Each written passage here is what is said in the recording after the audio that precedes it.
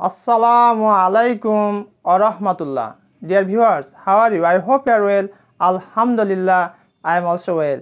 This is Abdul Bari. Welcome to my channel English Motivation 21. Today I would like to talk a most important topic. To this topic, preposition board question. Let's get started and enjoy the class. আজকে আমরা Dinajpur board 2017 এবং Jessore board 2017 সালে যে board প্রশ্ন এই প্রশ্ন দুটি নিয়ে আমরা বিস্তারিত কথা বলবো এবং অ্যানালিটিক্যাল তথ্য উপাত্ত দেব যাতে করে তোমাদের বুঝতে কোনো কষ্ট না হয়। এটা কোশ্চেন নাম্বার 2 এ থাকে নরমালি, কিন্তু শর্ট সিলেবাসে যারা পরীক্ষার্থী 2022 সালে তাদের জন্য কোশ্চেন নাম্বার 1 এ থাকবে। মার্কস থাকবে তোমার 5, গ্যাপ থাকবে 10, প্রত্যেক গ্যাপের জন্য মার্কস থাকবে হাফ করে। আর এটিকে পারার জন্য আমাকে দুটি বিষয় আয়ত্ত করতে হবে। একটি হচ্ছে অ্যাপ্রোপ্রিয়েট প্রিপোজিশন চ্যাপ্টার, প্রতিটি গ্রামারে অ্যাপ্রোপ্রিয়েট প্রিপোজিশন চ্যাপ্টার রয়েছে, সেই চ্যাপ্টারটি অবশ্যই গুরুত্ব দিয়ে আমাদের মুখস্থ করতে হবে, বুঝতে হবে, চেষ্টা করতে হবে। আর মিনিং অফ এ সেন্টেন্স অর্থাৎ একটি বাক্যের অর্থ বুঝে আমাকে সেটি দেখতে হবে, অর্থাৎ অ্যাজ ইউজুয়াল যে ব্যবহার প্রিপোজিশনের সেটি আমাদেরকে রপ্ত করতে হবে। তো চলো আমরা দেরি না করে বোর্ড কোশ্চেন দুটি প্র্যাকটিস করি।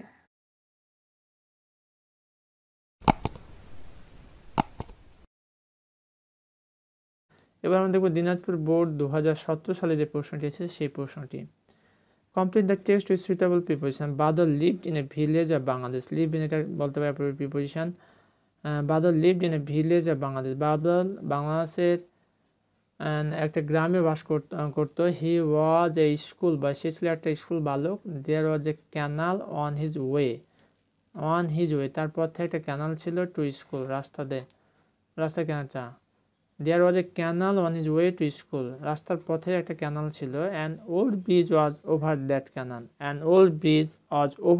canal. সেই ক্যানালটা অনেক পুরাতন ব্রিজ ছিল। And over the preposition, it was useful to one. এটা একজনের জন্য উপকার ছিল।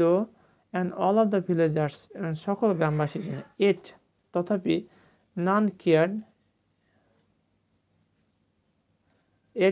cared for its repair. কেউ কিন্তু এটার জন্য কোনো গুরুত্ব দেয়নি। মানে এখানে বলতে যাচ্ছে ব্রিজটা সবার জন্য উপকার ছিল, বাট এটা যে অনেক পুরাতন জরাজীর্ণ হয়ে গেছে, কিন্তু এটা কেউ খেয়াল রাখতো না। এবার সো ওয়ান ডে, তা একদিন ইট ব্রোক ডাউন, ভেঙে পড়লো। And caused a good deal of hardship to the villagers, এবং অনেক চড়া মূল্য দিতে হলো। দে ওয়ার ইন ডিফিকাল্টি, তারা সমস্যার মধ্যে পড়ে গেল। They were in difficulty, they could not go to the town, তারা শহরে যেতে পারতো না। On the other side of the ক্যানালের অপর প্রান্তে টু সেল দেয়ার ফ্রুটস, তাদের ফলমূল বিক্রি করতে। অ্যান্ড ভেজিটেবল, শাকসবজি প্রফিটেবলি, লাভজনকভাবে। দে সোল্ড দেয়ার প্রোডাকশান, তারা তাদের পণ্য কী করতো, বিক্রি করতো। ইন লোকাল মার্কেট, আঞ্চলিক বাজারে। অ্যাট এ নমিনাল প্রাইস, খুব অল্প মূল্যে। তো দেখো বন্ধুরা, এতক্ষণ পর্যন্ত আমরা দিনাজপুর বোর্ড 2017 সালের প্রশ্নটি দেখলাম। এবার আমরা যশোর বোর্ড 2017 সালের প্রশ্নটি দেখব। Complete the text with suitable preposition. It would be impossible, এটা অসম্ভব হতো। ফর আস, আমাদের জন্য, to continue living in this world, এই পৃথিবীতে বসবাস করা। If each of us knew exactly, যদি প্রত্যেকে আমাদের জানতো, what fate had in store for us, অর্থাৎ আমাদের ভাগ্যে কী লেখা আছে এটি যদি প্রত্যেকে জানতো, তাহলে খুব কঠিন হয়ে দাঁড়াতো বসবাস করা আমাদের। So Allah in his mercy conceals the future from all his creatures. তাই সৃষ্টিকর্তা আল্লাহ কি করেছেন, গোপন রেখেছেন, দ্য ফিউচার, ভবিষ্যৎ, ফ্রম অল হিজ ক্রিয়েচার, তার যে সৃষ্টি, তার যে তৈরিকৃত যে সৃষ্টি ক্রিয়েচার, এদের ভাগ্যে কী আছে এটা কিন্তু গোপন রেখেছেন। অ্যান্ড রিভিলস, ওপেন করেন অনলি দ্য প্রেজেন্ট, বর্তমানটা। He hides from the animals, লুকিয়ে রাখেন ফ্রম দ্য অ্যানিমালস, প্রাণী থেকে। হোয়াট মেন নো, মানুষ যা জানে। And so he hides from men what the angels know, so he hides, Allah লুকিয়ে রাখেন ফ্রম মেন, মানুষের কাছ থেকে। হোয়াট দ্য অ্যাঞ্জেলস নো, ফেরেশতারা যা জানে।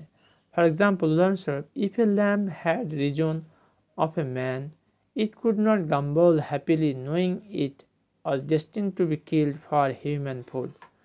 তাহলে কিলদের পরে এখানে ফর প্রিপোজিশনটি বসানো হয়েছে। But being quite ignorant of, এটা একটা preposition. Its fate, it is happy to the last moment of its short life, contentedly grazing in the flowery meadow. and even in its innocence licks the hands of the butcher who is about to slaughter it.